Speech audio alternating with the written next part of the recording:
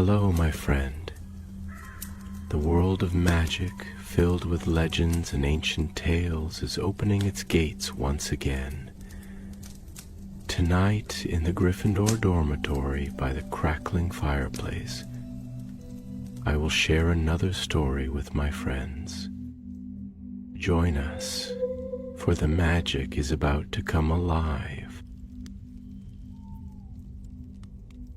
The night was restless in the mountains of Austria, where clouds clung to the peaks, like ghosts unwilling to let go of the living world. Through that wind-lashed darkness rode a lone figure on a black horse, his cloak billowing behind him like the wings of a raven. His name was Gellert Grindelwald, though few dared speak it aloud anymore. He had not come to wage war tonight, nor to gather followers in secret halls. No, this journey was different. It was for something ancient, something whispered about even in the most forbidden corners of Durmstrang and the dark libraries of the continent. A flame older than magic itself, the Eternus Ember. He dismounted at the mouth of a narrow pass. There, carved into the stone, glimmered a symbol that few could read, a silver flame encircled by 3 runes. He traced the carving with a gloved hand, murmuring words in a tongue that had not been spoken for 1,000 years. The stone trembled faintly, and a door appeared where none had been before. Inside, torches flared to life as though welcoming him. The chamber beyond was wide and round, filled with the echo of his steps. Dust hung thick in the air, disturbed only by the whisper of his cloak. At the far end stood an old wizard cloaked in gray, a man whose eyes gleamed like silver beneath his hood. "You seek the fire that cannot die," said the old man, "but every flame hungers, Grindelwald. It consumes what feeds it." Grindelwald smiled faintly. "Then I shall feed it everything." The man regarded him in silence for a moment, then nodded toward a pedestal carved of obsidian. Upon it burned a single candle whose flame shimmered like liquid mercury. "The Order of the Silver Flame guards the ember," he said. "If you wish to find it, you must walk the path of the vanished ones. Few who set foot upon it ever return." Grindelwald's eyes gleamed with determination. "I have no intention of vanishing," he said. The candle's flame flickered once, then died, plunging the chamber into darkness. When the light returned, the old man was gone, and in his place lay a silver amulet marked with the rune of fire. Grindelwald picked it up, feeling a faint warmth pulse through his hand. Outside, the wind had calmed. The stars gleamed sharp and cold overhead. He fastened the amulet around his neck and whispered, "The silver flame is calling." That night, across Europe, his followers felt it too. A stirring in their dreams, a whisper of destiny. Among them was Ilara Vance, a young witch with eyes like stormlight and a mind sharper than any blade. She awoke from her sleep in a small inn near Prague, gasping, her heart pounding as though she had been running. A silver flame burned in her dream, and behind it, Grindelwald's face. Ilara sat up, clutching the small locket around her neck. Inside it was a folded scrap of parchment, marked with the seal of a phoenix. Dumbledore's seal. She whispered softly into the night, "He's moving again." By dawn, Ilara had packed her wand, her notes, and her courage, and set off toward the mountains. Her orders were clear: follow Grindelwald, learn what he seeks, and stop him before he finds it. She didn't yet know that her path would take her far beyond spying and secrecy, that she would one day stand at the heart of the silver flame itself. Days later, the two paths crossed at the ruins of an old abbey, nestled deep within the forests of Bavaria. Its roof had collapsed long ago, but strange fires still flickered in the cracks of its stone walls. Grindelwald was not alone. Around him stood 6 of his most loyal followers, men and women whose names were already cursed in whispers. Kraus, the duelist who could split stone with a flick of his wand, Madame Ulrika, mistress of illusions, and the brothers Volkov, twin alchemists who brewed poisons said to paralyze the soul. They were studying a tattered map spread across the altar. Symbols danced along its surface, glowing faintly whenever Grindelwald's wand passed over them. "The next mark lies beneath the Alps," he said softly. "An ancient monastery buried by time. The ember sleeps there, waiting for its master." "Then we are close?" asked Kraus eagerly. "Closer than any before us," Grindelwald replied. "The Order of the Silver Flame believe themselves eternal, but even eternal fires fade." From her hiding place behind a broken column, Alara listened. She memorized every word, her heart pounding. She knew she had to return to Dumbledore with this knowledge, but curiosity held her still. Grindelwald's presence was magnetic. His voice carried not just power, but conviction. And then, unexpectedly, his gaze turned directly toward her hiding place. "Come out," he said quietly. Alara froze. Kraus and the others raised their wands instantly, but Grindelwald lifted a hand. "She is not an enemy," he said. "Not yet." Alara stepped forward slowly, wand in hand, ready to fight or to flee. "What is your name?" Grindelwald asked. "Alara," she said, steadying her voice. "Alara Vance." He studied her for a moment, then smiled faintly. "A seeker of truth, I think. You felt the flame's call?"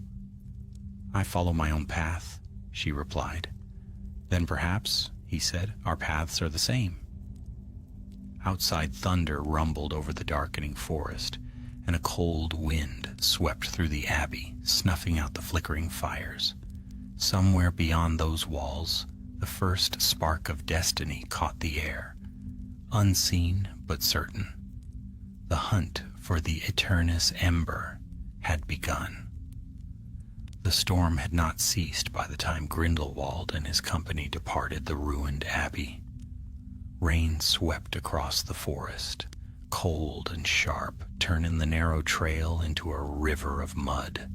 Lightning flashed through the trees, and in those brief bursts of white fire, Alara caught glimpses of Grindelwald ahead, his cloak soaked but his stride unwavering, his wand raised like a torch against the storm.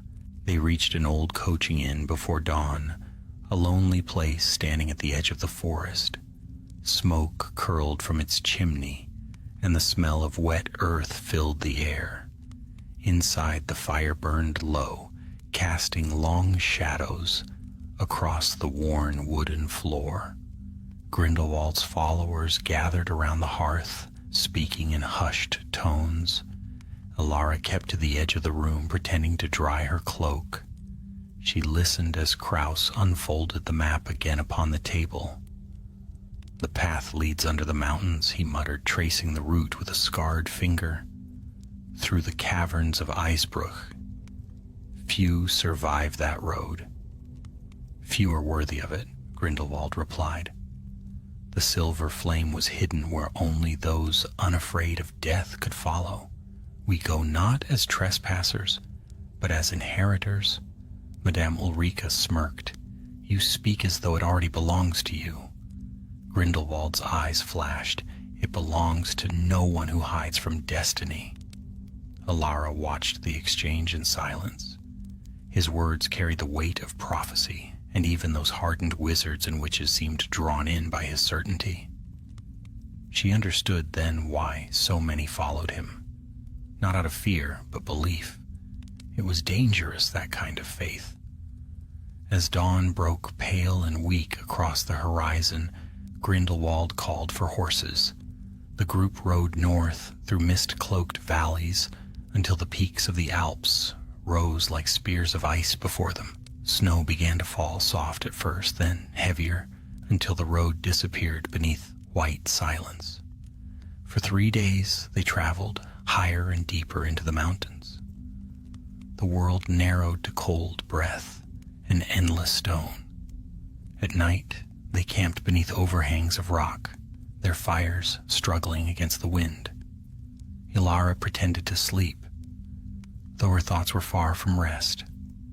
Every hour spent with Grindelwald filled her with unease, and something else she dared not name. On the 4th night, she rose quietly while the others slept and took out Dumbledore's parchment. The phoenix seal glimmered faintly in the firelight as she whispered the charm to reveal the hidden words. "Trust your judgment," it read, "not your fear." She closed her eyes, clutching the letter to her chest, but when she turned, Grindelwald was awake, watching her. "You dream of fire," he said softly. Startled, she slipped the parchment back into her cloak. "And you?" "I dream of order," he replied. "The world as it was meant to be, where magic no longer hides in the shadows of lesser men." "You mean a world ruled by fear," she said. He smiled faintly. "No, ruled by purpose." Their gazes met across the dim light of the fire, neither yielding. Then Grindelwald turned away, saying nothing more, but Ilara could not shake the feeling that he had seen through every secret she carried. By the next morning, the trail vanished into a steep ravine. A frozen waterfall marked the entrance to a narrow tunnel beneath the mountain. Grindelwald raised his wand, murmuring a spell that melted the ice into a doorway of liquid glass. "The caverns of Icebrook," he said. "Beyond this lies the heart of the silver flame." The air within was cold enough to bite. Frost glittered like stars upon the walls, and echoes whispered through the passageways as though the mountain itself were breathing. They walked for hours in near darkness, until the tunnel widened into a vast hall of ice. Stalagmites rose like crystal spires, and in their pale glow stood 3 figures clad in silver armor. Their eyes burned with cold fire, and their voices rang as one. "Turn back, seekers, the flame is not yours to command." Kraus drew his wand, but Grindelwald held out his hand. "You are the guardians," he said calmly. "I seek not to command, but to claim what has long awaited me." The guardians lifted their swords of frost. "To claim the flame is to face its trial." "So be it." A roar of wind swept through the chamber as the ice beneath their feet split open. From the chasm rose a serpent, wrought of pure white fire, its body translucent, its eyes twin stars of silver. It struck at Grindelwald with a hiss like breaking glass. Spells flared in every direction, light, shadow, and frost colliding in a storm of magic. The serpent coiled around Kraus, dragging him screaming into the abyss. Madame Ulrika's illusions shattered like mirrors. Grindelwald stood firm, his wand carving sigils of gold in the air. "Incendia Eternum!" The serpent froze mid-strike, its body turning to crystal before shattering into shards of light. Silence followed, broken only by the echo of falling ice. When the last fragment faded, the guardians bowed their heads. "You have passed the first trial. Beyond this gate lies the monastery of the Silver Flame." The walls parted, revealing a narrow bridge of glass that spanned an endless gulf. At the far side, bathed in the faint glow of moonlight, rose a monastery half buried in snow. Its towers leaned with age, yet silver fire flickered in the windows as though waiting for them. Ilara stared, awestruck. "It's real," she whispered. Grindelwald turned toward her, eyes alight with triumph. "Yes," he said, and now its power will be ours. But deep within her, a voice whispered that the monastery was not a gift. It was a warning. They crossed the bridge, each step ringing hollow against the ice.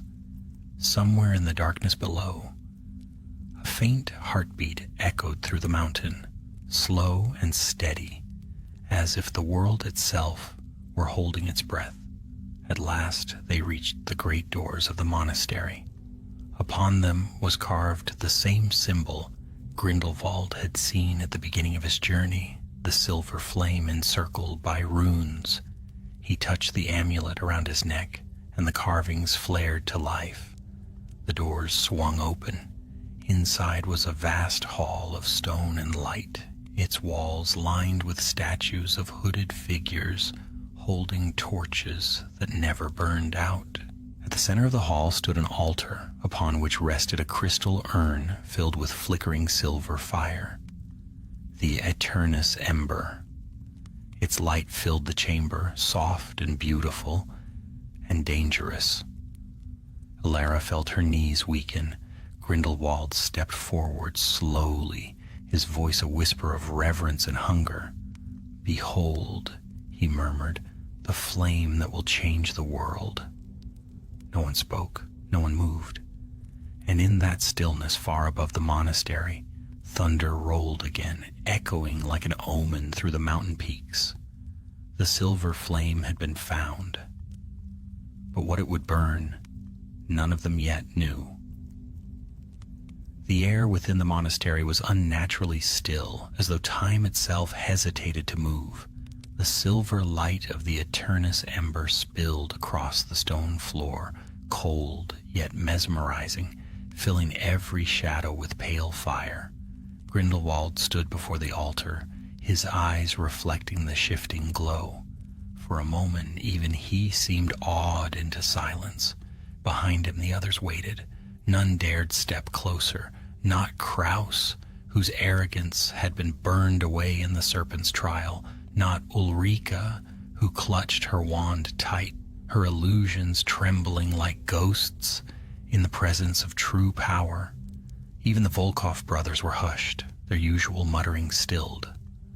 Only Alara moved, her gaze swept the hall, taking in the runes carved into every wall, the faint shimmer of wards, so old they pulsed like living veins beneath the stone.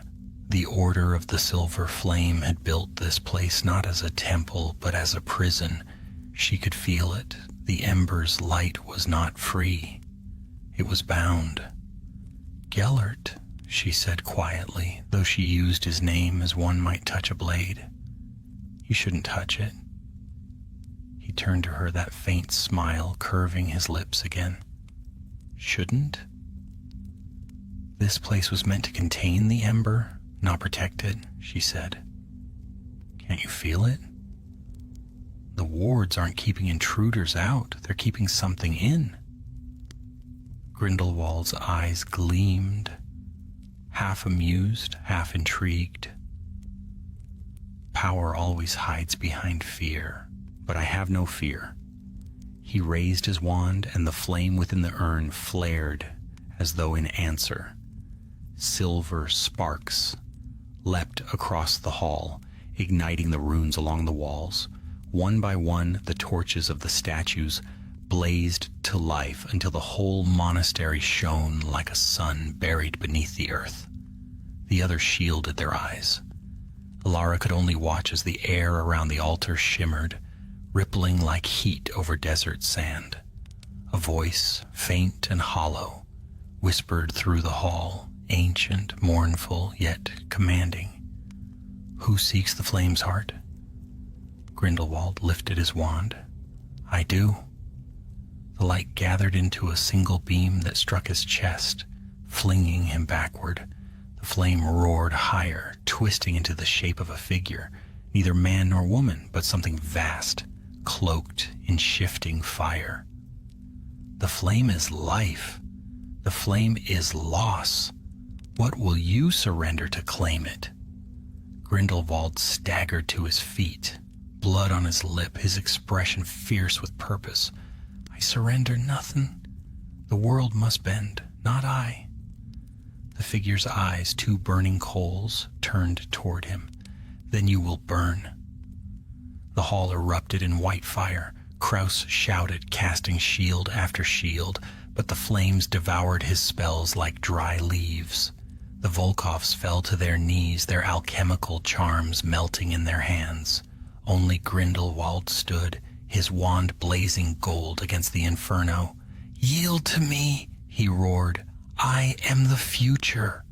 Ilara's heart thundered. The force in that room was beyond any spell she knew. She drew her wand, trying to weave a barrier of her own, not for him, but for the others. A shield of light shimmered around them, weak, yet enough to hold back the worst of the storm.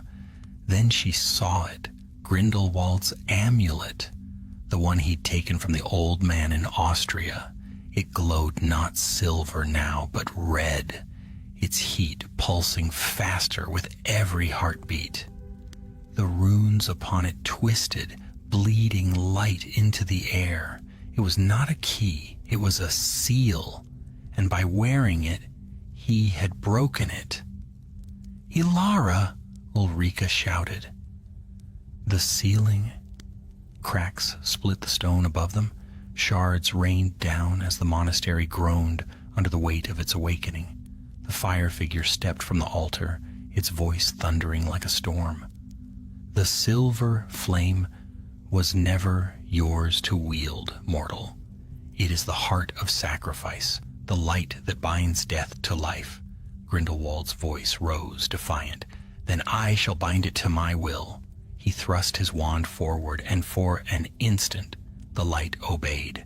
The fire surged toward him, enveloping him completely. The air screamed. The floor split. When the brightness faded, Grindelwald stood once more before the altar. The urn was empty. The Eternus ember burned in his hand, a perfect sphere of white fire. His eyes shone like molten silver. "Mine," he whispered. Ilara felt the world tilt. The flame's light crawled across the walls, melting the carvings of the order, devouring the guardians' statues. This was no victory. It was a release. Whatever force the silver flame had imprisoned was now awake. "Gellert, stop!" she cried, stepping forward. "You don't understand what you've done."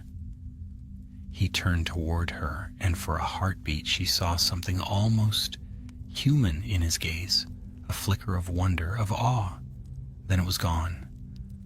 "I have done what no wizard before me dared," he said softly. "I have taken the heart of creation itself." The flames spread faster now, licking the walls, racing toward the great doors. The others fled across the bridge, their figures swallowed by the storm. Only Ilara and Grindelwald remained within the hall. "You'll destroy everything," she said. "The mountain, your followers, yourself." "Destruction," he murmured, "is only the first step toward rebirth." Ilara raised her wand, trembling. "Then I'll stop you."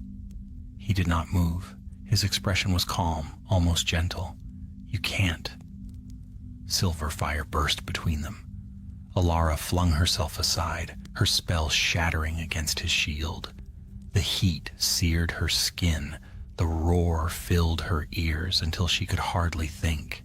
She hurled another curse, then another, but Grindelwald deflected them with effortless grace.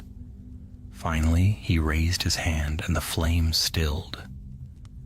"You have courage, Ilara," he said quietly, "but courage without vision is wasted. I would have made you great." "Then you would have made me like you," she said, her voice breaking. "Empty." Something flickered in his eyes at that. Pain, perhaps, or memory, but it passed as swiftly as it came. He turned away. "Go," he said. "The monastery will fall. I have no wish to kill you." Ilara hesitated. The floor trembled beneath her feet. She looked once more at the man standing within the ruin, holding a flame that was never meant for mortal hands. Then she ran. She crossed the bridge as the mountain shuddered. snow collapsing from the cliffs. Behind her, the monastery blazed with impossible light, its towers melting into a river of silver fire that poured down the ravine. At the edge of the cliffs, she turned back. Through the smoke and flame, she saw him, Grindelwald, standing upon the highest parapet, his cloak whipping in the wind, the eternus ember burning in his hand like a second sun. He looked small against the fury of the mountain, and yet somehow larger than life, a man who had touched the divine and survived. The ground shook one last time. Then the monastery of the silver flame collapsed into the abyss, swallowed by its own brilliance. Alara fell to her knees in the snow, her lungs burning, tears freezing on her cheeks. The light faded, leaving only darkness and the echo of wind. Somewhere far below, the heart of the mountain still glowed faintly, silver and alive. Grindelwald was gone, but his fire had not been extinguished. Snow fell for 3 days after the monastery's destruction, thick and unending, as though the heavens themselves sought to bury what had transpired beneath the Alps. When at last the storm cleared, a silence lingered over the mountains, deep and unnatural, as if the world held its breath. From that silence, Alara Vance emerged. Her cloak was torn, her wand blackened, her eyes hollow with exhaustion. She had survived the collapse by little more than instinct and luck, yet the memory of the flame's roar still rang in her bones. Every time she closed her eyes, she saw it. The blinding light, the fall of stone, Grindelwald's silhouette burning against the sky. She wandered for hours through the frozen passes until she found a narrow trail that wound down to the valleys below. The world there was untouched by the ruin above. Smoke still rose from distant chimneys, and the bells of a faraway village tolled faintly in the wind. She made her way toward them, driven not by hope, but by duty. Dumbledore had to know what had happened. In a small mountain hamlet, she found shelter at an old tavern where the fire burned low and the innkeeper asked no questions. She paid him with a handful of silver coins, warmed herself by the hearth, and wrote by candlelight on a scrap of parchment. The monastery is gone. The eternus ember is no longer contained. Grindelwald lives, though changed. I will continue to follow if I can. She sealed the note with a drop of wax from the tavern's candle and whispered a charm. The parchment folded itself into the shape of a small bird and vanished in a flash of blue light. Only then did she allow herself to rest. But sleep brought no peace. She dreamed of fire again, of the voice within the ember whispering not of power, but of sacrifice. When she woke, the candle had burned to its base, and dawn was creeping through the frosted windows. She rose, heart heavy, and stepped outside. The air was sharp with cold. Villagers moved through the streets, their laughter thin in the clear morning. Life continued, unknowing of the cataclysm hidden beneath their feet. For a moment, Alara almost envied them. Then, from the shadows of an alley, a voice spoke. "You look like you've walked out of a grave, Miss Vance." Her wand was in her hand before she turned. A tall man stepped into the light, his cloak dusted with snow, his hair dark and streaked with gray. His eyes, however, were bright, too bright. "Percival Graves," she breathed. He inclined his head. "Dumbledore sent me. We've been following Grindelwald's movements since he left Bavaria. You were closer than any of us." Alara nodded wearily. "He found the flame, or what was left of it." Graves's expression darkened. "And the monastery?" "Gone. The power was too great, it tore itself apart. But he survived. He's changed, Graves. The fire's inside him now." The older wizard's jaw tightened. Then we have little time. Come. There's a safe house in Innsbruck. We'll regroup there. They traveled by night, apparating in short bursts between valleys, always avoiding the open roads. Along the way, Alara told him everything. The guardians, the trials, the awakening of the flame. Graves listened without interruption, though his silence grew heavier with every mile. At last, as they neared the outskirts of the city, he spoke. Dumbledore warned us of this. The Eternus Ember was no ordinary relic. It was said to hold a fragment of the primal magic that gave birth to all wands, all spells, a spark from the dawn of magic itself, if Grindelwald has claimed it. He hasn't mastered it, Alara said quickly. The ember burned him. I saw it. Then it will either kill him, Graves said grimly, or make him unstoppable. They arrived at the safe house just before dawn, a modest townhouse hidden behind a bakery protected by layers of wards. Inside waited 3 more wizards, members of what Dumbledore called the Watchers, though the Ministry had no name for them. They looked up as Graves entered, their faces wary. "This is Vance," he said. She was inside the monastery. One of them, a red-haired witch with sharp eyes, stepped forward. "And Grindelwald?" Alara hesitated. "Alive, but he's different now. His power feels alive too, like it's growing." The woman exchanged a grim look with the others. "He's already begun moving south. Reports from Vienna say his followers are gathering again. The symbol of the silver flame has started appearing on doors, on coins, even on wanted posters." Alara frowned. "He's using it as a banner, as a prophecy," Graves muttered. "And people are listening." They spoke through the night, tracing Grindelwald's possible paths, sending messages to allies across Europe. But by the time the sun rose, Alara knew their efforts would not be enough. Grindelwald was no longer merely a man rallying followers.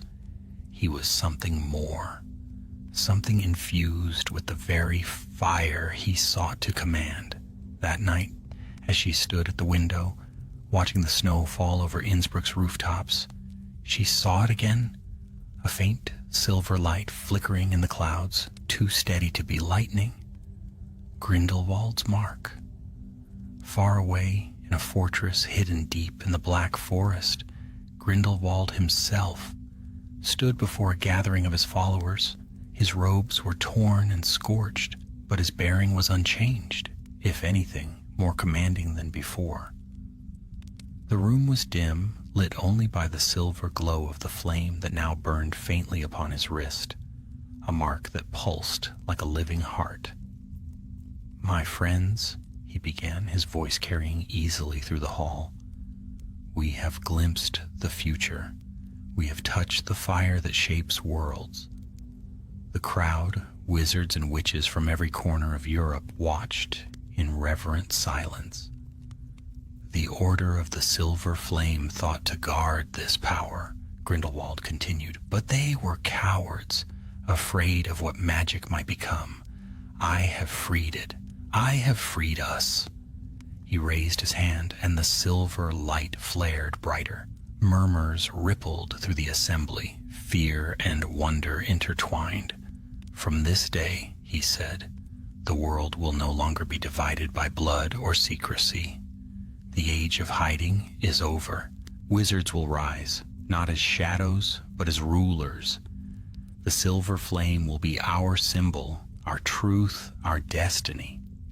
The hall erupted in applause, chants echoing against the stone. Grindelwald watched them, his expression unreadable, yet within his eyes flickered a trace of something darker than triumph, a shadow of pain, of memory. When the cheering faded, he turned away and climbed the narrow stair to his private chamber. There, alone, he unwrapped his hand and stared at the mark, where the ember's power burned within him. The light was beautiful, but it was not still. It throbbed, restless, whispering in a voice only he could hear. "Sacrifice," it murmured. "To wield me, you must surrender what you love most." Grindelwald closed his hand around the light, forcing it to dim. "I have nothing left to surrender," he said.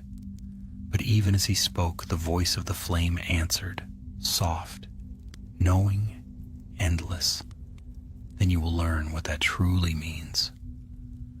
Outside, the storm began to rise again, and the world turned slowly toward war. The days that followed were restless, haunted by the rumor of Grindelwald's return.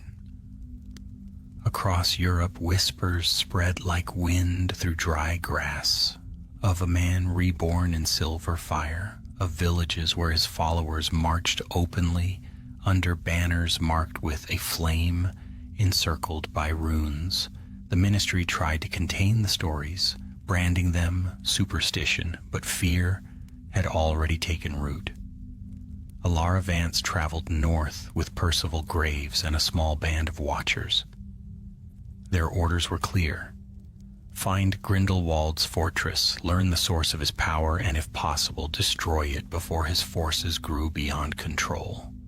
But every village they passed bore some mark of his influence: symbols carved into doors, spells scrawled in frost upon windows, and most troubling of all, converts. Wizards who once hid their magic now raised their wands proudly, declaring allegiance to the silver flame. One evening, as their group camped near the edge of the Black Forest, Graves sat apart from the others, poring over a tattered map. The firelight flickered across his face, deepening the lines of weariness carved there. "He's not hiding anymore," he murmured. "He wants to be found." Alara stared into the flames. "Then it's a trap." "Of course it is." Graves looked up. "But we have no choice. If he truly holds the Ember's power, we can't let him gather an army unchecked." The others nodded grimly. That night they rested in uneasy silence, the forest whispering around them. Somewhere in the distance, faint as a dream, Alara thought she heard the sound of singing, low and mournful, as though the trees themselves remembered what had been lost. By dawn, frost rimed their cloaks, and a heavy mist clung to the ground. They moved deeper into the forest, wands drawn, following the faint pull of magic that seemed to thrum through the air like a heartbeat. It was near midday when they found it, the fortress of Nurmengard. Built upon a high ridge, it loomed above the trees, a crown of dark stone crowned with silver spires. Lightning forked across the gray sky, illuminating runes etched deep into the walls. The gates were wrought of black iron and sealed with enchantments, but Alara could feel the living pulse of the ember within, faint but unmistakable. "Merlin's breath," one of the watchers whispered. "He's built himself a kingdom." Graves lowered his wand. "No kingdom stands forever." They crept closer, using the mist as cover until they reached the outer wall. Graves began weaving a concealment charm, his voice low and precise. But before he could finish, a sound split the air, a clear, ringing note like the toll of a bell. The mist parted. Figures emerged from the shadows, Grindelwald's sentinels, clad in armor that shimmered like quicksilver. Their wands gleamed with cold light. In an instant, the air was alive with spells. Alara dived aside as a curse scorched the earth where she'd stood. Her wand flashed, casting a shield that deflected another bolt of green light. Graves shouted an incantation that sent a wave of blue flame sweeping through their attackers. The forest erupted into chaos, shouts, light, and the thunder of breaking trees. Then, as suddenly as it began, the battle stilled. The air shimmered, and from within the fortress gates stepped Grindelwald himself. He wore no armor, no crown, only a long coat the color of shadow, yet power radiated from him in waves. His eyes burned faintly silver, and when he spoke, his voice carried easily over the wind. "You've come far, Alara," he said. Her breath caught. "You expected me." "Of course." His gaze swept over the watchers, resting briefly on Graves. "Dumbledore sends his pawns. He should know better than to play at war with half measures." Graves raised his wand. "You've gone too far, Grindelwald. Whatever that thing is inside you, it will consume you." Grindelwald smiled faintly. "Perhaps, but before it does, I will reshape the world. You mistake me for a tyrant when I am merely the architect of what must come."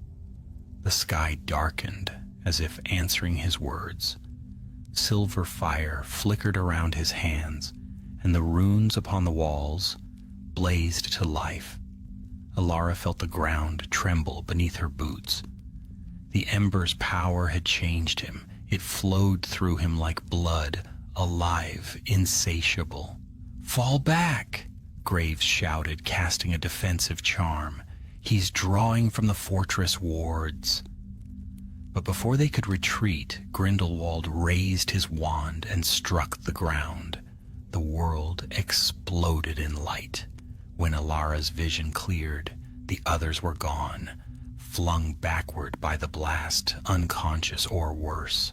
She stood alone before the fortress gates, the air between her and Grindelwald shimmering with heat. "You survived the monastery," he said softly. "I wondered if you would." Alara lifted her wand, forcing her fear aside. "You destroyed it. You unleashed something that was never meant to be free." "And yet here we are," he replied. "The old ways are dead, Alara. You saw what the Order of the Silver Flame did. They caged power out of fear. I will not make their mistake." "Their mistake?" she echoed bitterly. "Their sacrifice kept the world from burning." He stepped closer, the light around him dimming slightly. "You think me heartless, but I remember what sacrifice means. Do you know what the flame whispered to me in that moment? That to wield it one must give up what one loves most." He paused, eyes unreadable. "And I did." For a heartbeat, Alara thought she saw sorrow there, faint, almost hidden beneath his calm. Then the light surged again, and he turned away. "Go," he said quietly. "Tell Dumbledore what you've seen. Tell him I will not rest until every wizard walks in the light of the flame." "I won't let you," she said, her voice steady, though her hands trembled. He smiled, sad and knowing. "Then you will try." Silver fire erupted around him, and when it faded, he was gone. The gates of Nurmengard sealed with a thunderous boom. Alara fell to her knees in the snow. The air still shimmered with his power, heavy with the scent of ozone and ash. Around her the forest lay in ruin, scorched by spells and flame. Graves stirred beside her, blood on his temple. "He's building an army," he rasped. "He's going to burn the old world down." Alara looked toward the fortress, where the faint glow of the silver flame pulsed like a heartbeat against the dark sky. "Then we must be the ones to stop him," she said, "before the fire consumes us all." Far above them, lightning cracked again across the mountains, and for an instant the sky itself seemed to burn silver. The war of the silver flame had begun. Winter deepened across Europe, and with it came unrest. Rumors turned to fear, fear to rebellion. In the streets of wizarding cities, Vienna, Budapest, Krakow, banners of silver flame hung from windows. Grindelwald's followers called themselves the Enlightened, claiming that they would free magic from secrecy and restore it to its rightful place, above Muggles. To many it sounded like prophecy, to others like doom. From the high windows of the safe house in Innsbruck, Ilara watched the chaos spread below. The Ministry of Magic had sent aurors to suppress the uprisings, but Grindelwald's supporters fought with fanatical zeal. Some carried no wands at all, yet fire burst from their hands. Others vanished in silver light and reappeared behind enemy lines. The power of the Eternus Ember had begun to seep into the world, twisting those who swore allegiance to its flame. Percival Graves stood beside her, his cloak draped over his shoulders like armor. He looked older than she remembered, more shadow than flesh. "Dumbledore sent word," he said quietly. "He's gathering allies. There's talk of forming a resistance, a secret order separate from the Ministry." Ilara turned from the window. "And what are we to do until then?" Graves met her gaze, his eyes as cold as the snow outside. "We delay Grindelwald's plans. The fortress of Nurmengard is the source of his strength. You've seen it. You know its wards. If we can breach them, perhaps we can strike before his power grows beyond reach." She nodded, though dread coiled in her chest. "You mean to destroy it?" "If we must," Graves said. "Better ashes than a throne for tyranny." That night they prepared. Only 5 of the Watchers remained. The rest had fallen or vanished into the spreading war. Ilara packed her satchel in silence. Maps, potion vials, a silver dagger etched with runes of protection. When she fastened her cloak, she felt the weight of Dumbledore's letter in her pocket, worn from many readings. "Trust your judgment, not your fear." At dawn they left the city, traveling through blizzards and shadowed passes until the mountains swallowed the sky once more. As they drew nearer to Nurmengard, the air itself seemed to pulse with magic, faint but constant, like the heartbeat of something vast beneath the earth. They reached the ridge at nightfall. The fortress rose before them, shrouded in storm clouds, its walls gleaming faintly in the dark. The silver sigil burned above the gates, a flame encircled by 3 runes, the same symbol Grindelwald had found in Austria, now his banner. Graves motioned for silence. The group moved forward, placing enchanted charges along the foundation stones. The plan was simple: break the wards, strike fast, retreat. But as Ilara approached the final corner of the fortress wall, her hand froze. A sound drifted through the wind, a low, mournful melody. She turned. There, beyond the shadows of the courtyard, stood a single figure. He wore no cloak of command now, no crown of flame, only a dark coat dusted with snow. The silver mark still burned faintly on his wrist. "Gellert," she breathed. He smiled faintly. "You should not have come." She lifted her wand. "You left me no choice." The air crackled between them. For a moment, neither moved. Then he sighed. "You believe me a monster, Ilara. But tell me, what crime have I committed but to reveal the truth? Wizards hide like thieves, while the Muggles build their machines and call it progress. Why should we bow to ignorance? Because power without mercy is destruction," she said. "You saw what the flame did to the monastery, to you." His gaze flickered, and for an instant she saw pain there, real and deep. "The flame revealed the truth," he said quietly. "To create a new world, one must first burn the old." Graves appeared from the shadows then, wand drawn. "Enough philosophy. Step away, Grindelwald." Grindelwald's expression hardened. "Ah, the hunter returns." The storm gathered above them, wind howling through the peaks. Grindelwald raised his hand and the air shimmered with silver fire. You think you can break what has already been remade? Graves answered with a spell that split the night, with thunder. The two wizards clashed, their magic colliding in waves of blinding light. The ground cracked beneath them. Alara ducked as a curse scorched the stone beside her. She fired her own spell, Expulso, aimed not at Grindelwald but at the fortress wall. The rune wards flared, then shattered. The air screamed. A pulse of power surged outward, throwing her backward. When she lifted her head, the fortress was trembling. Cracks spread like veins of light through the stone, and from within the keep came a deep, resonant hum, the same sound she had heard in the monastery before it fell. "No," Grindelwald whispered, eyes wide. "You don't understand what you've done." The sky split open. Silver fire burst from the cracks, coiling upward like serpents. The energy struck the clouds, turning the storm into a vortex of light.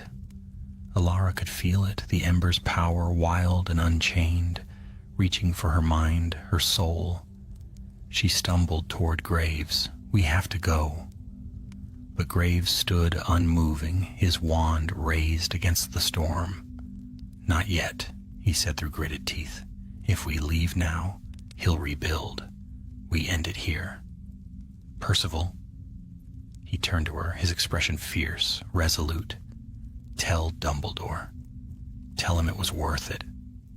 Then he cast the spell. A ring of blue fire expanded from his wand, enclosing the fortress. For an instant, the world was still.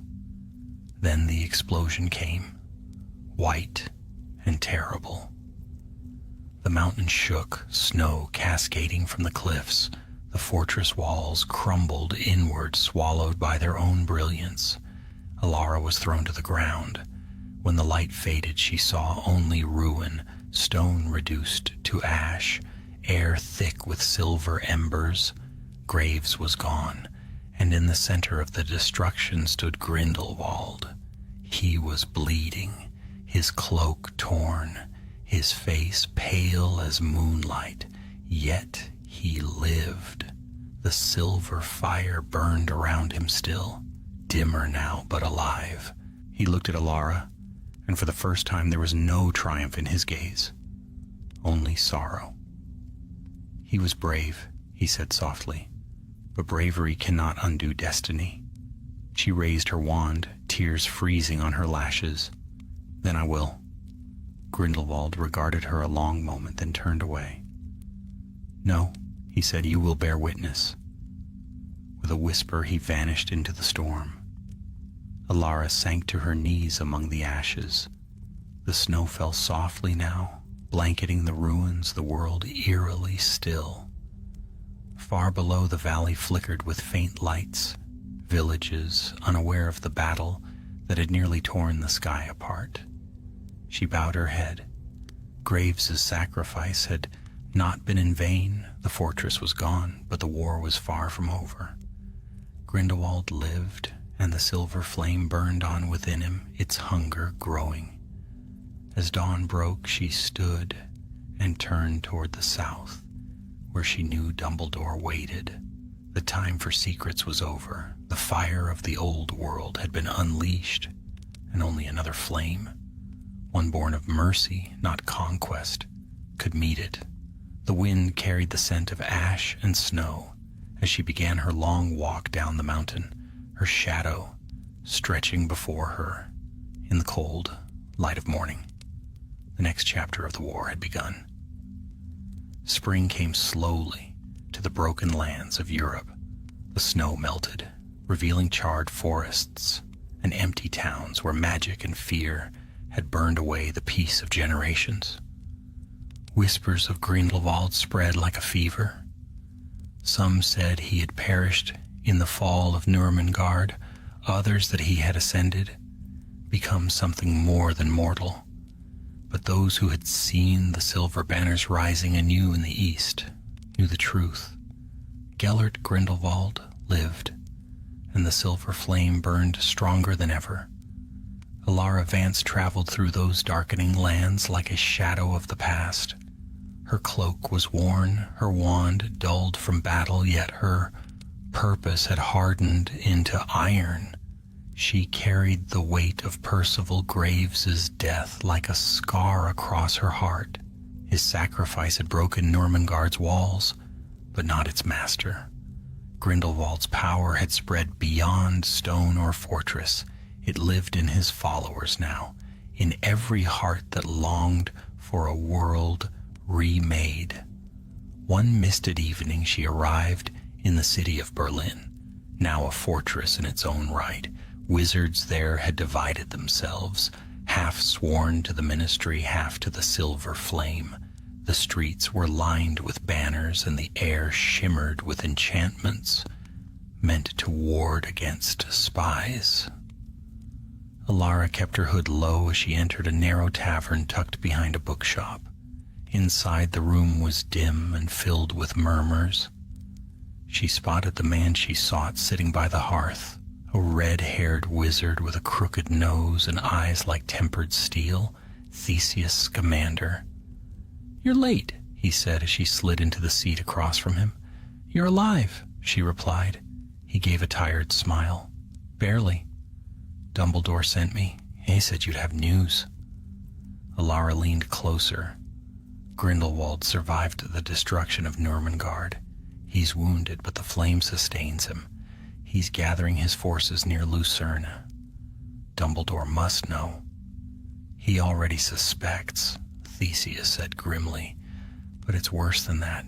The silver flame isn't just a symbol anymore. It's spreading. Grindelwald has learned to share its power. The more who follow him, the stronger he becomes." Alara's blood chilled, like a living spell. "Exactly, a spell that feeds on belief?" They sat in silence as the tavern door opened and closed, the murmur of voices shifting like wind. Theseus took a sip of his drink and said, "There's a meeting tomorrow night. Dumbledore will be there himself. He's gathering the last of the Watchers and others. He believes there's still a way to end this." Alara nodded. "Then I'll be there." The meeting took place in an abandoned cathedral beyond the city's edge, its stained glass windows long shattered by war. Moonlight spilled through the broken arches, glimmering off the dust. Around a long table sat a dozen figures, Aurors, scholars, exiled wizards from every corner of the continent. And at the head stood Albus Dumbledore. He was older than when Alara had last seen him, though not by many years. His auburn hair had begun to gray at the temples, and there was a gravity in his blue eyes that spoke of loss. Yet when he smiled, the room seemed to brighten. "Alara," he said softly as she approached, "you have done well to survive." "Graves didn't," she replied. "He died to bring down Normangard." Dumbledore bowed his head. "Percival's courage will not be forgotten." He gestured for her to sit, then turned to the others. "You all know why we are here. Grindelwald has touched something ancient, magic born before the wands, before even Hogwarts. The Eternus Ember grants him power drawn from the very fabric of life. To defeat him, we cannot merely fight his armies. We must understand the fire he wields." An old scholar at the far end of the table spoke up, her voice trembling. "The Ember's origin lies in the first forge, where the earliest spells were sung into being. It is said that each spark was bound to a word of creation. If Grindelwald possesses even one of those words, then he can reshape the world," Alara finished quietly. Dumbledore nodded. "But the Ember is not without limits. Its light demands sacrifice. The more it burns, the more it consumes the bearer." Alara's gaze darkened. "You mean it's killing him?" "Slowly," Dumbledore said. But until that end comes, he will wreak havoc upon us all. We must find a way to separate him from the flame. The meeting stretched deep into the night. They spoke of strategies, of allies yet uncontacted, of ancient wards buried in the ruins of old magical strongholds. Yet when dawn came, Alara could not shake the sense that time was running thin. By the next week, Grindelwald's forces had advanced into Switzerland. Villages vanished overnight. Their people either fled or converted. Columns of silver smoke rose over the mountains, visible even from Berlin. Alara rode south with a small company led by Theseus.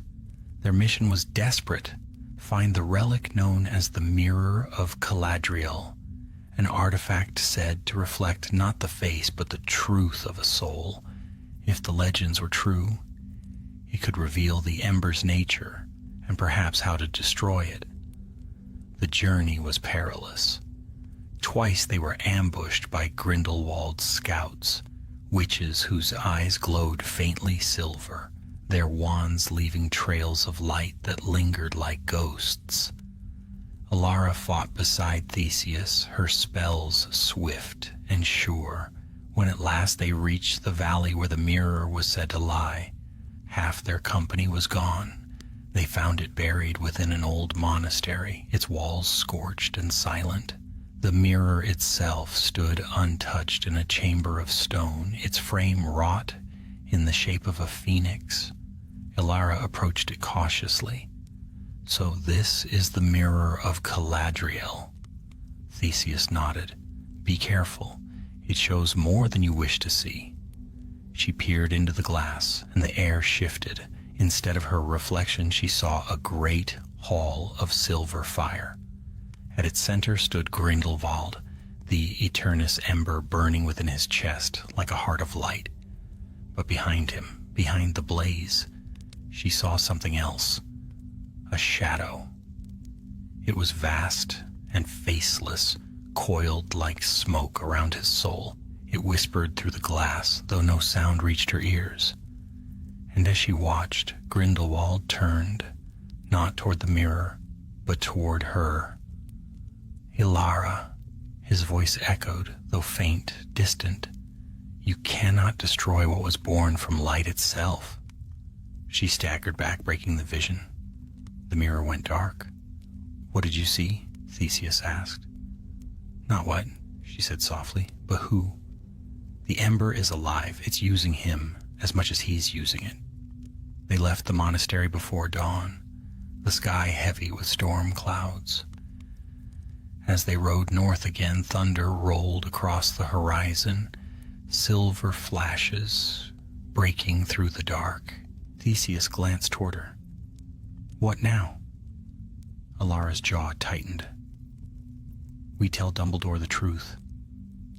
The war isn't just against Grindelwald anymore." She looked toward the storm where the lightning seemed to burn white hot and whispered, "It's against the flame itself." Far away, in the depths of a mountain stronghold, Gellert Grindelwald stood before a window of black stone, watching the same storm. The mark upon his wrist blazed brighter than ever. The ember whispered within him, its voice soft and seductive.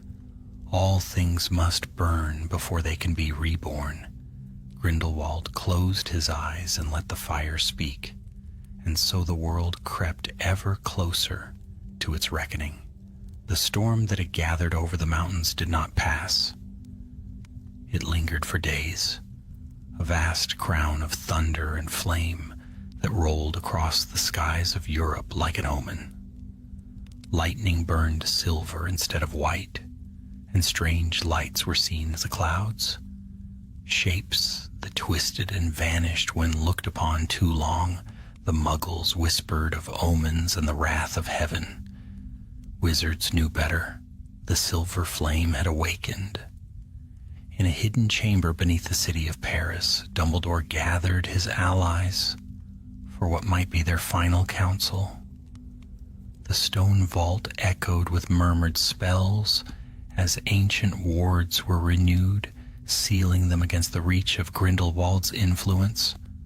Around the long oak table sat witches and wizards from every corner of the continent, warriors, scholars, and those who had once called Grindelwald friend.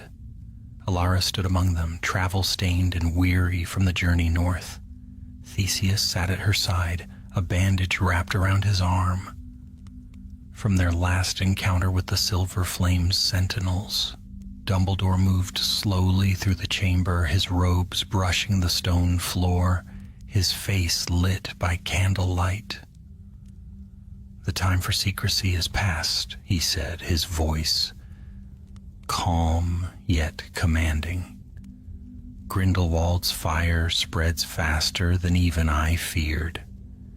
In Lucerne, he has raised a citadel of flame, and thousands flock to him. He promises them freedom, but it is slavery to the flame's will." A murmur rippled through the room. "Then we must strike now," said a witch with sharp eyes and gray-streaked hair, "before he gathers more." "Theseus has already tried," Dumbledore replied softly, "and the mountain burned for it. This is not a foe who can be undone by force." He turned toward Alara. "You have looked into the mirror of Galadriel. Tell them what you saw." Alara's throat tightened, but she stepped forward. "The Eternus Ember isn't just power, it's alive. It speaks, it feeds. Grindelwald thinks he controls it, but the truth is the opposite. The Ember is using him. Every spell he casts, every follower he gains, it strengthens the thing inside him." The silence that followed was heavy. Dumbledore's gaze darkened. "Then our task is clear. We must separate Grindelwald from the Ember before its power consumes the world entire." "And how?" Theseus asked. "You said it yourself. The flame was born before time. How do we unmake what the first wizards forged?" Dumbledore placed a small object upon the table, a shard of crystal faintly glowing with blue light. "This," he said, "is a remnant of the Fountain of Truth, drawn from the ruins of old Avalon. Its waters were said to reveal the nature of magic itself. If we can touch the Ember with it, even for a moment, we may force the truth of its existence to the surface and weaken its hold." Alara frowned. "Then we'll need to reach him first." Dumbledore's eyes gleamed. "Indeed, which is why we must go to Lucerne." The journey south was like riding into a storm that had swallowed the sun. The valleys glowed faintly with unnatural light, and the air thrummed with the rhythm of unseen hearts. Villages once quiet now burned with banners of silver fire. The people no longer feared magic. They worshipped it. By the third night, the company reached the edge of Lake Lucerne. Across the water, upon a blackened hill, stood Grindelwald's new fortress, Caer Selinar, the citadel of the Silver Flame. Towers of white fire rose into the sky, and around them wizards trained in formation, their spells leaving trails of shimmering light that danced across the lake's surface. Alara could scarcely breathe at the sight. "He's turned the flame into an army." Dumbledore's voice was quiet but firm. "And we shall walk into its heart." Under cover of darkness, they crossed the lake in enchanted boats that glided without sound. When they reached the far shore, Dumbledore raised a hand. "From here, no hesitation," he said. "The flame feeds on fear. Let it find none in us." They crept through the outer camp, past patrols of silver-eyed sentinels. The ground itself seemed alive, warm, pulsing faintly beneath their boots. Ahead, the gates of the citadel loomed, vast and burning with runes of protection. Dumbledore touched the crystal shard to the gate. Light met light, and the runes dissolved like frost. They slipped inside. The halls of Caer Selinar were unlike anything Alara had seen. The walls were alive with veins of silver fire, pulsing like arteries. Statues of robed figures lined the passageways, their faces serene, their hands raised as though in prayer. The air hummed softly, whispering half-heard words. At the heart of the citadel stood a great chamber crowned by an open dome. There, beneath the storm-lit sky, waited Grindelwald. He was no longer merely a man.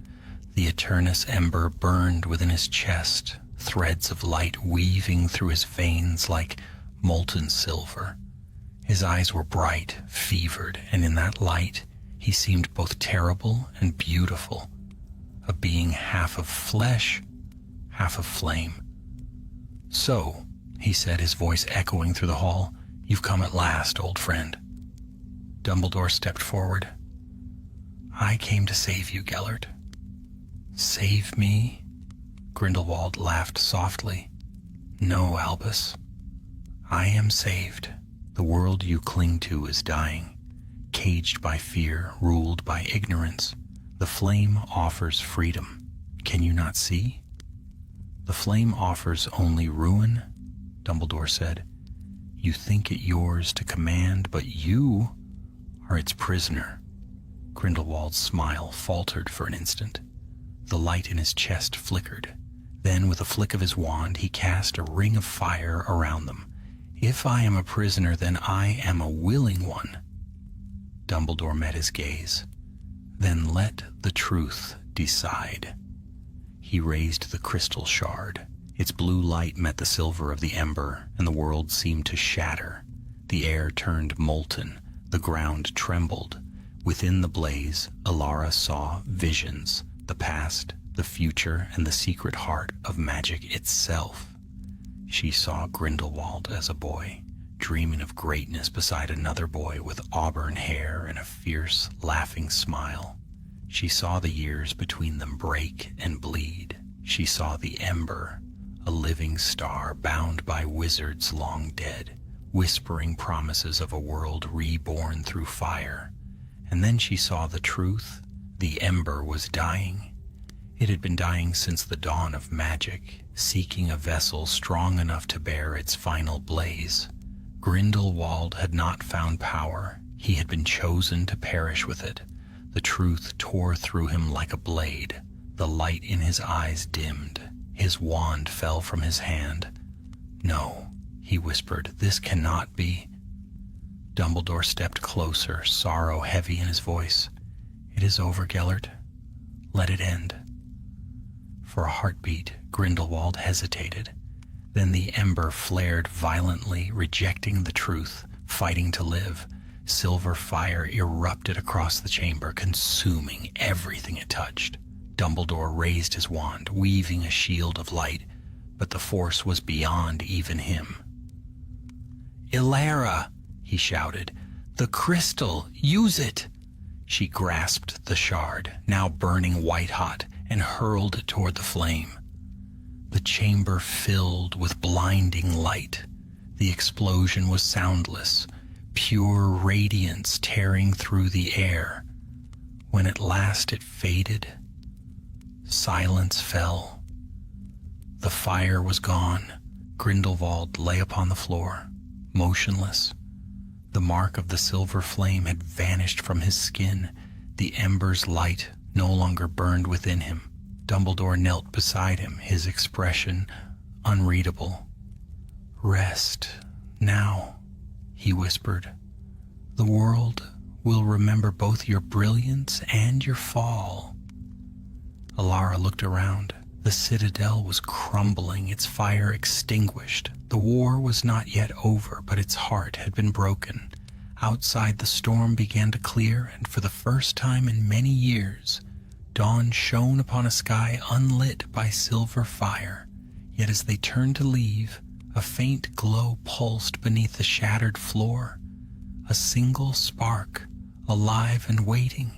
The silver flame had not died. It had only retreated. The morning after the fall of Caer Selenar, dawned cold and colorless, the pale light of the sun veiled behind mists that coiled about the shattered towers. Smoke still rose from the ruins, a thin silver breath that wound skyward as if unwilling to leave what had been born in its heart. Alara stood upon a crumbled parapet beside Dumbledore, her cloak torn and stiff with ash.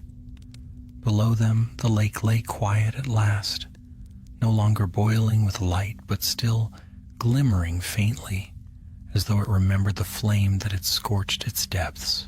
She could not feel triumph, only exhaustion. The war that had consumed so many years, so many lives, had ended not in glory, but in silence. Grindelwald had been carried from the citadel's ruins in the gray of dawn. He still breathed, but weakly, his body gaunt, the mark of the silver flame burned out of his skin. They laid him in a tent upon the lake shore, guarded by aurors who watched as though afraid the very air might spark. Dumbledore had not left his side since. Alara watched him now, the elder wizard kneeling within the tent, his face drawn with sorrow too deep for words. When he finally rose, the light in his blue eyes was older than time. "It is done," he said simply. She hesitated. "Is he alive?" "Barely. The flame has left him." He glanced toward the smoking ruin above the lake. "But it is not gone. It cannot be destroyed, only passed on." Alara felt the weight of those words settle upon her like frost. "Then we have only delayed it." "For a time," Dumbledore said. "Perhaps that is all our kind ever manage." He turned from the tent and began to walk toward the water's edge. Alara followed. Together they looked out across the rippling surface where the reflection of the sun trembled faintly. "Do you see it?" he murmured. At first she saw only her own reflection, weary and pale. Then, deep beneath the water, a faint glimmer moved, a thread of silver, winding like a serpent through the dark. "The ember," she whispered. "Yes," said Dumbledore, "it seeks rest. But there is none left for it in this age." He sighed, and for the first time she thought she heard despair in his voice. "One day it will surface again. Some heart will call to it, and the cycle will begin anew." Alara turned to him. "Then what do we do?" "We endure," he replied softly. "We teach. We remember." The camp began to stir behind them. Wounded wizards waking, soldiers murmuring prayers, the faint crackle of new fires built against the chill. Yet none of it felt like victory. Later that afternoon, Alara entered the tent where Grindelwald lay. The air smelled of smoke and blood. He was awake, though barely. His once bright eyes had dulled to gray. When he saw her, a faint smile touched his lips. "Come to gloat, Miss Vance." She shook her head. "I came to understand." He coughed, the sound thin and brittle. "Understand what?" "The man who would burn the world for a dream." Grindelwald's gaze wandered toward the canvas ceiling. "Dreams are dangerous things," he murmured. "Once you believe them real, you no longer care whom they hurt." Alara said nothing. After a long moment, he turned his head toward her. "Do you believe he will forgive me?" She frowned. "Dumbledore?" He gave a soft laugh that ended in a wince. "Yes, the great Albus. He always was a fool for forgiveness." "He already has," Alara said quietly. Grindelwald's eyes closed, a single tear tracing the ash upon his cheek. "Then he is the better man." When she left the tent, Dumbledore was waiting. "He asked for you," Alara said. "He knows you've forgiven him." Dumbledore's expression did not change, but his hand tightened upon his wand. "Forgiveness is not absolution. The world he broke must still be mended. And who will mend it? She asked. He looked at her, and in his eyes she saw the weight of prophecy, of a man who already foresaw another war, another dark shadow waiting to rise. Those who remember the cost, he said. In the weeks that followed, the armies of the silver flame dissolved. Some surrendered to the horrors, others vanished into the wilderness. Yet the fire they had carried was not wholly gone. Strange lights were seen in the mountains at night, and more than one traveler spoke of voices whispering in dreams. Alara remained in Switzerland with a small company of watchers aiding the wounded and rebuilding what could be salvaged. Every morning she walked to the lakeshore where the ruins of Caer Selinar reflected in the still water, and every morning she saw the same faint shimmer deep below. The ember waited, sleeping.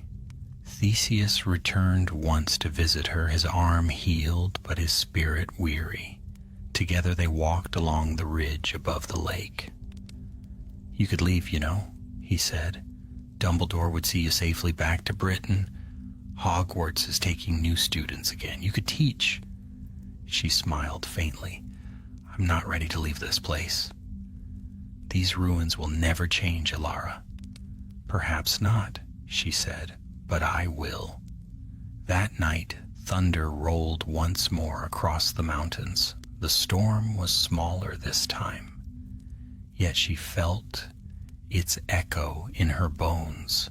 She dreamed of fire and of a voice whispering not with malice but with sorrow, "I am what you make of me."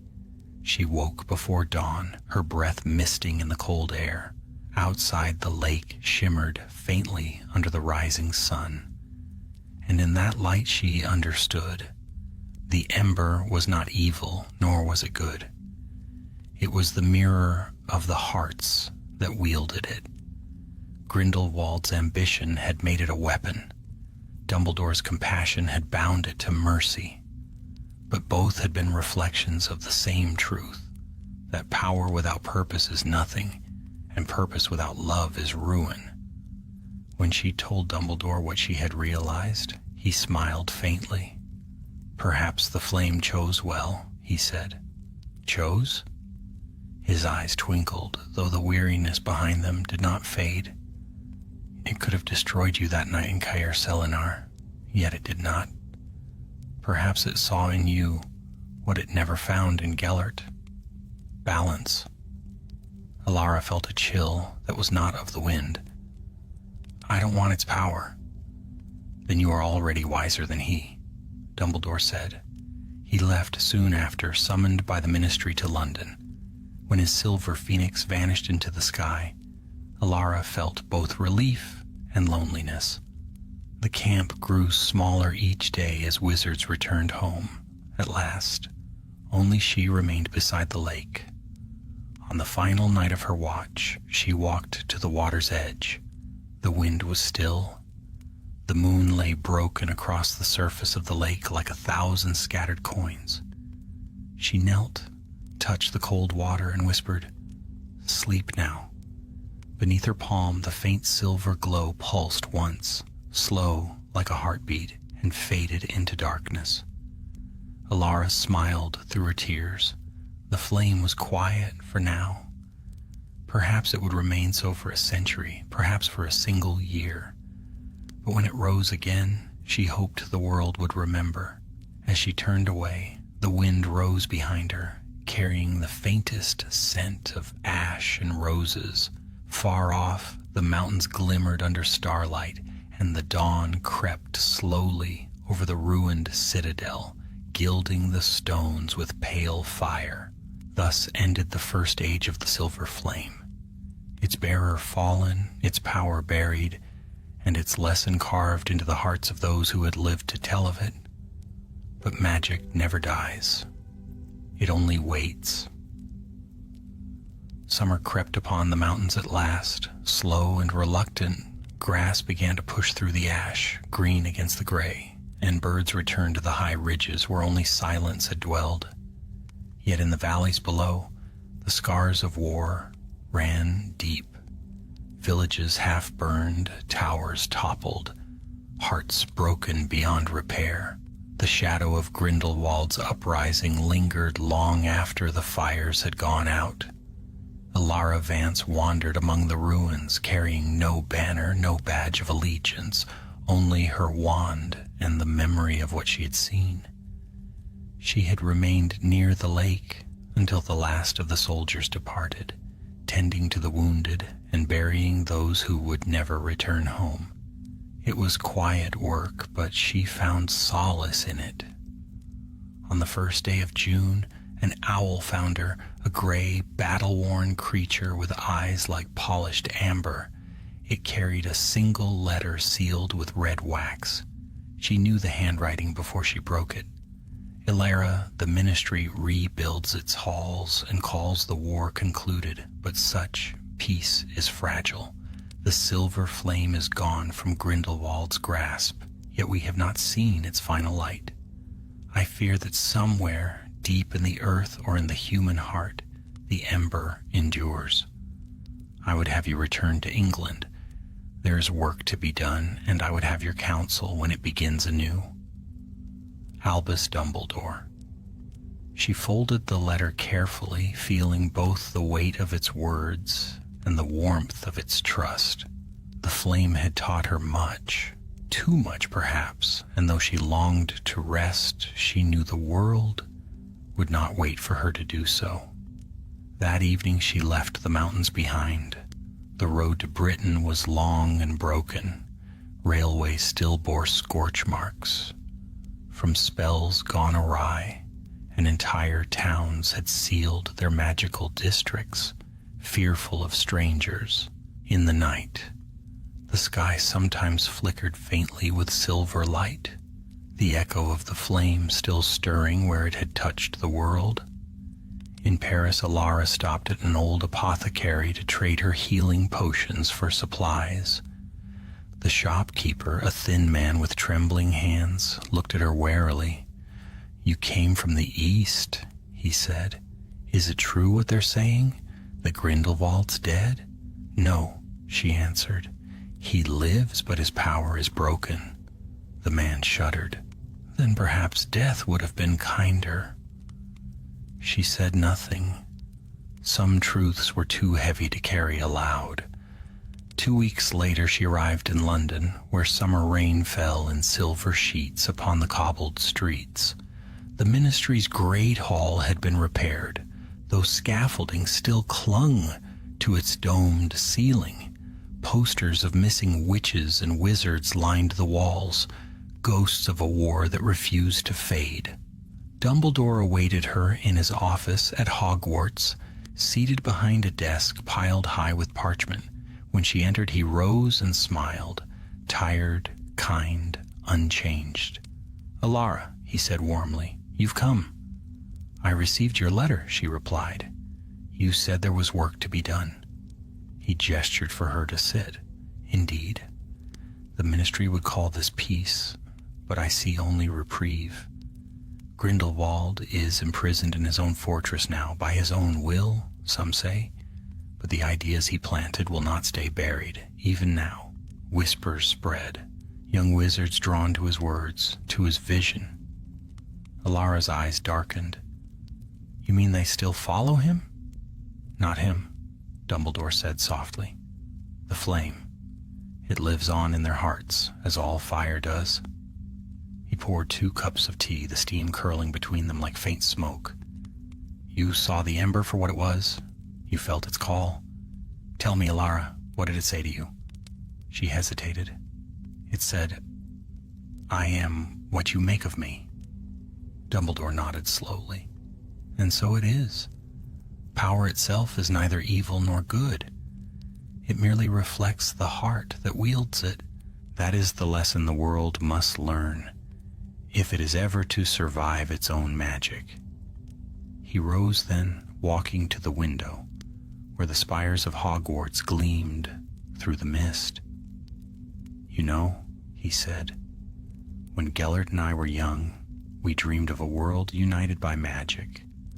We thought we could build paradise, but every paradise born of ambition is doomed to ashes. Alara watched him silent. He turned back, his expression gentle yet grave. I have founded a small circle, a brotherhood of sorts, wizards and witches who remember the truth of the flame and who will guard against its return. We call ourselves the Order of the Phoenix. Alara's breath caught. The Phoenix, born of fire, born from it, Dumbledore corrected softly, but not ruled by it. I would have you join us, if you will. She bowed her head.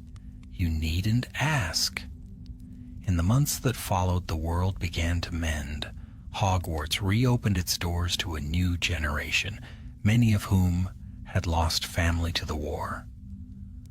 Alara took up a post in the Department of Mysteries, studying the remnants of ancient magic sealed beneath the castle. Her nights were long, filled with dreams of fire and water, of mountains crumbling beneath storms, yet each dawn she woke a little lighter. From time to time Dumbledore sent letters, news of the Order's quiet work, of old allies watching new shadows, and once, only once, a message carried by a phoenix feather burning faintly gold at the edges. Grindelwald remains in Nurmengard. He speaks little, though his eyes still hold the silver light. I visit him when I can. There is pity in his heart now, but no peace. Perhaps one day he will find it. The years passed like slow-turning pages. The scars of war faded from the land, but Alara never forgot the shimmer of the flame beneath the lake, or the whisper that had followed her through every dream since. I am what you make of me. She grew older, her hair silvering, her steps slower. And one winter morning, walking through the snow-covered grounds of Hogwarts, she felt a warmth on the wind that did not belong to the season. She looked up. High above the castle, a phoenix soared, its wings bright as dawn, its cry echoing across the sky. For a heartbeat, she thought she saw something glimmer far beyond it, like a thread of silver weaving through the clouds. She smiled, whispering into the cold air, "Rest well, old flame." The bird vanished into the sunlight. In the years that followed, stories of Grindelwald and the silver flame became legend. Children spoke of the fire that could change the world, and elders whispered warnings against the hunger of power. The ember slept again, buried deep in the hidden veins of the earth, waiting for the day when another would awaken it. But there were those who remembered, the Order of the Phoenix, the keepers of that fragile balance. They watched, they waited, they carried the light that burned without consuming. And so the tale of Gellert, Grindelwald, and the silver flame passed into history, a story of brilliance and ruin, of love and betrayal, of a fire that sought to master the world and was instead mastered by it. For in the end, every flame, however bright, leaves behind its shadow, and every shadow in time gives birth to light. Years slipped by like the turning of a great wheel. The scars of war became legends told in whispers beside firesides. The names of the fallen were etched into stone and memory. The world of magic, once divided by flame and fear, began to breathe again. Yet even as peace took root, the shadow of what had been lingered, quiet but unforgotten. Alara Vance lived now upon the edge of Scotland, in a small stone cottage overlooking the sea. The cliffs there were sheer and wild, their faces carved by wind and salt. Every evening she would stand by her window and watch the waves break against the rocks below, relentless, eternal cleansing. It was a place of endings and of beginnings. On her mantel stood a single silver candle that burned without melting. Its flame was small, steady and warm, a fragment of the light she had once fought against. Dumbledore had given it to her before he left for his own path, saying, "A reminder that fire need not destroy. It may also guide." She often wondered about him, about the man who carried so many secrets, who bore both grief and hope as though they were the same thing. He visited her seldom, though his letters came faithfully, written in his elegant hand. They spoke of new students at Hogwarts, of young wizards with wild talent and wilder hearts, of a world slowly learning to balance itself once more. In one of those letters he wrote, "There are powers stirring again, Alara. Small ones for now, but they bear the scent of old magic. The flame has not vanished. It never will. But perhaps at last we are learning to live beside it rather than beneath it." Those words stayed with her long after the parchment faded. One autumn evening, as the wind howled through the cliffs and the sea frothed white below, Alara felt a strange stirring in the air. A warmth, faint but familiar, brushed against her senses. She rose, wrapped her cloak about her shoulders, and stepped outside. The night was vast and starless. Clouds rolled low over the sea, carrying with them a light that was not lightning but something older, softer, the shimmer of silver fire. Her heart tightened. Down by the shore she saw it, a figure cloaked in black, standing upon the wet sand, the surf curling about his boots. She moved closer, wand in hand, though some part of her already knew. When he turned, she saw his face, older now, lined and pale but unmistakable. "Grindelwald," she whispered. He smiled faintly. "I thought you would not remember me." "I could never forget," she said, her wand lowering, though her heart still pounded. "You were supposed to be imprisoned in Nurmengard." "I was," he said, looking toward the horizon where the sea met the storm. "For many years. But the walls that bind a man fade when his power fades with them. They let me go, though I suspect they do not yet know it." "You escaped." "I was released," he corrected softly. "The flame has left me. I am nothing now but the echo of what I was." Alara studied him in silence. The once mighty wizard looked almost fragile, his eyes dimmed of their silver fire. Yet there was a peace in him that had never been there before. "Why come here?" she asked. He looked down at the sand where the waves washed his footprints away. "To see the sea again. To remember what the world looks like without smoke. And perhaps," he hesitated, "to ask forgiveness from one who saw me clearly when I could not see myself." Alara said nothing for a long while, then she asked, "And have you found what you sought?" He smiled sadly. "No, I sought perfection and found only ashes. The flame promised me eternity, but eternity is a prison. I think now that what I wanted was not power at all, but to be known."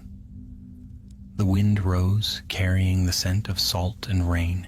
She looked at him, at the man who had nearly unmade the world, and saw not a monster but a weary soul, standing on the edge of its own ruin. "You were known," she said gently, "and you were loved. That is why you were stopped." He closed his eyes, and for the first time since she had met him, a single tear fell freely down his cheek. "Dumbledore," he murmured. Alara nodded. "He still believes there was good in you. Then he is the better wizard." Lightning flared far out over the water, illuminating his face for a heartbeat. The moment passed, and when the light faded, the man before her seemed smaller somehow, less solid, as though he were already part of the wind. "I will not see another dawn," he said. "The flame burned more than my flesh, Alara. It burned my years away." She stepped forward. "Then let this be your peace." He inclined his head, a gesture of gratitude, and turned once more to the sea. "Tell him," he said softly, "that I remember the summer fields of Godric's Hollow. Tell him I remember the boy who dreamed with me." And with that, Gellert Grindelwald walked into the waves. The sea swallowed him without sound. When Alara called out, only the wind answered. Days later, Dumbledore arrived at her cottage. His face was grave when she told him what had happened, yet when she spoke of Grindelwald's final words, he smiled through his sorrow. "I think he found his redemption," Alara said quietly. "Perhaps," Dumbledore replied. "Or perhaps redemption is not found but given. And I gave it long ago." They stood together for a time, watching the sea. The sky was clear now, and the sunlight glittered on the waves. After a while, he said, "You have done what many could not. You looked into the heart of fire and came away whole." "I am not sure I am whole," she said, "but I am still here." "That is enough," Dumbledore said. He turned to leave, but paused at the door. "You know," he added, "there is a boy here at Hogwarts, a curious one, quiet, but with a heart that burns brighter than he knows. I think you would like him." Alara smiled faintly. "And what is his name?" "Tom," Dumbledore said. "Tom Riddle." For a long moment neither spoke. The waves crashed below, endless as time. Dumbledore's eyes were distant, already shadowed by foresight. "Another fire," Alara whispered. "Yes," Dumbledore said softly. "The world is never without them." He touched the silver candle on her mantle, its steady flame gleaming between them. "But remember, Alara, there will always be those who guard the light." When he was gone, she sat before the candle until the moon rose high above the cliffs. The sea glimmered, the stars danced upon the dark water, and the flame burned on, steadfast and small. Somewhere, in the vastness of the world, a new story was beginning. Its first spark caught upon the breath of destiny. And in the quiet of her lonely cottage, Alara Vance closed her eyes and whispered, "May it burn brighter and wiser than the last." The wind carried her words away across the dark sea, where the last traces of silver light still shimmered beneath the waves. Thus ended the tale of Gellert Grindelwald and the Order of the Silver Flame, a story of how even the brightest fire must fade, and how from its ashes new light is born.